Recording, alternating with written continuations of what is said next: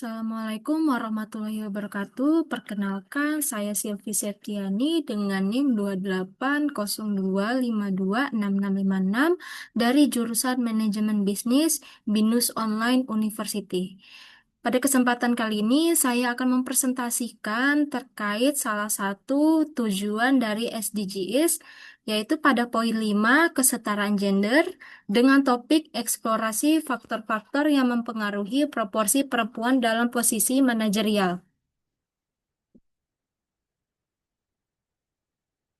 Pembahasan di sini yang pertama ada latar belakang masalah, rumusan masalah, hasil temuan, solusi, kesimpulan, dan refleksi pribadi. Latar belak- Latar belakang masalahnya yang pertama di sini sedikit saya jelaskan, yaitu SDGs, yaitu merupakan serangkaian tujuan yang dicanangkan Perserikatan Bangsa-Bangsa untuk mencapai masa depan yang lebih baik dan berkelanjutan bagi semua orang. Nah, di Indonesia sendiri, kesenjangan gender di tempat kerja menjadi tantangan terutama dalam posisi manajerial. Proporsi perempuan di posisi ini baru mencapai 35,02% pada tahun 2023. Ini jauh dari laki-laki. Nah, hambatannya seperti stereotipe gender, peran ganda, dan struktur organisasi yang belum mendukung kesetaraan. Padahal perempuan memiliki potensi untuk bersaing dan berkembang, tetapi berbagai faktor itu menghambat mereka untuk mencapai posisi tertinggi. Oleh karena itu, diperlukan upaya untuk memahami faktor-faktor yang mempengaruhi proporsi perempuan dalam posisi manajerial dan mendorong kesetaraan gender di dunia kerja. Rumusan masalah yang pertama adalah apa saja tantangan yang dihadapi perempuan dalam mencapai posisi manajerial. Yang kedua, bagaimana cara kebijakan perusahaan dapat diubah untuk mendukung perempuan dalam mencapai posisi manajerial. Yang ketiga, bagaimana budaya organisasi mempengaruhi proporsi perempuan dalam posisi manajerial. Yang keempat, bagaimana peran stereotipe gender dan norma sosial dalam mempengaruhi proporsi perempuan dalam posisi manajerial.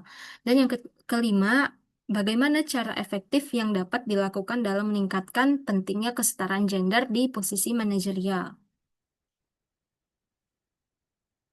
Untuk hasil temuan yang didapat, di sini yang pertama ada faktor-faktor yang dinilai krusial untuk mendorong perempuan di posisi manajerial. Yang pertama di sini ada pendidikan dan pelatihan.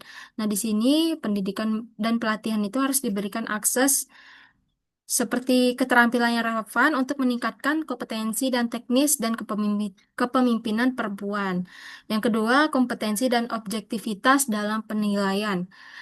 Perusahaan harus menerapkan sistem penilaian yang adil dan objektif untuk memastikan kinerja dan potensi perempuan sehingga dapat diakui tanpa bias gender. Yang ketiga, penerimaan dari pihak laki-laki. Membangun budaya organisasi ini mendukung dan menerima keberadaan perempuan sebagai pemimpin, termasuk pula dukungan dari kolega dan atasan laki-laki. Keempat, kemampuan dan pengalaman kerja yang relevan.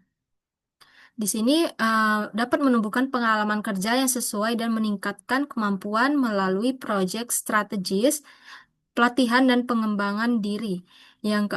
Kelima, di sini ada kecerdasan emosional, empati, dan ketegasan.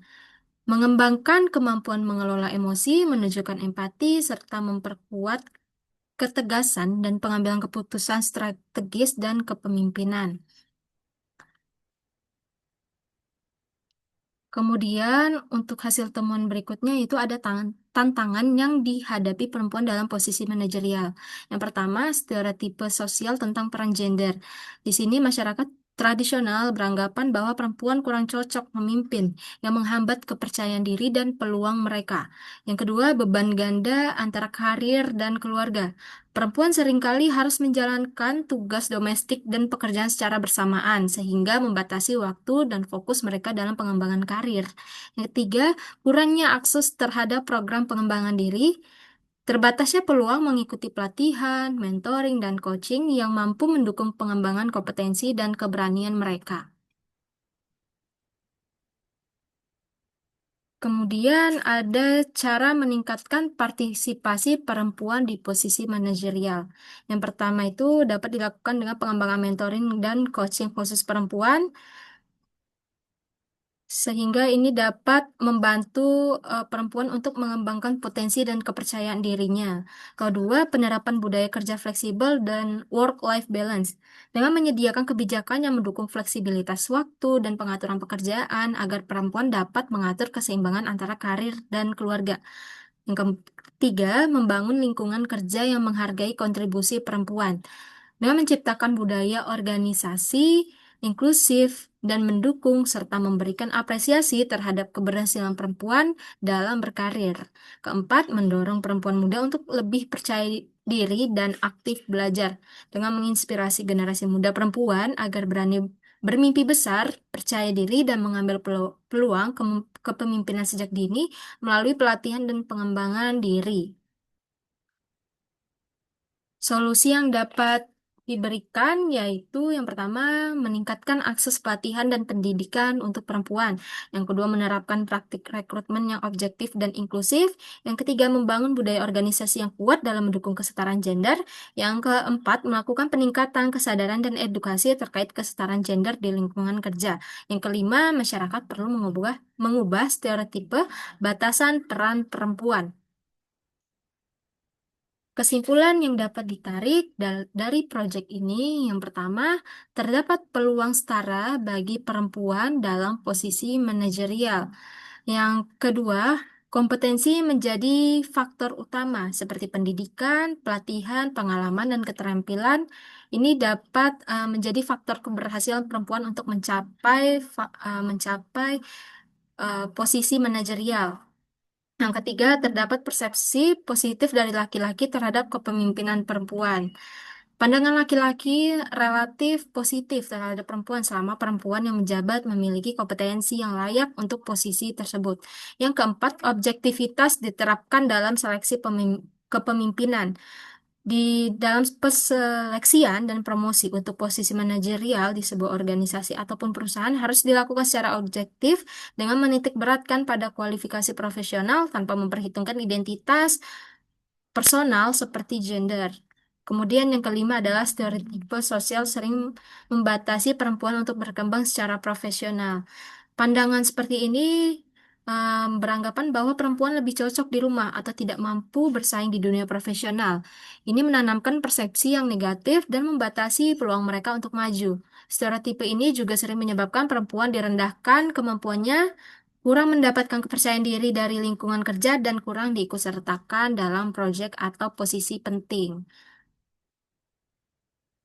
Untuk refleksi pribadi yang dapat saya sajikan di sini, yang pertama, perempuan memiliki kompetensi atau potensi yang setara dengan laki-laki dalam kepemimpinan. Yang kedua, hambatan utama dalam stereotipe sosial dan beban ganda. Ketiga, ada kesempatan dan kebijakan organisasi yang harus mendukung kesetaraan gender. Yang keempat, mentoring, budaya kerja fleksibel, lingkungan yang inklusif. Ini merupakan solusi penting untuk meningkatkan peran perempuan di posisi manajerial. Kemudian yang kelima, perempuan sebagai pemimpin berkontribusi besar untuk dunia yang lebih adil dan setara. Yang kelima, pentingnya untuk menumbuhkan rasa percaya diri, berani bermimpi, dan terus belajar bagi perempuan muda di luar sana. Berikut sumber gambar yang saya dapatkan.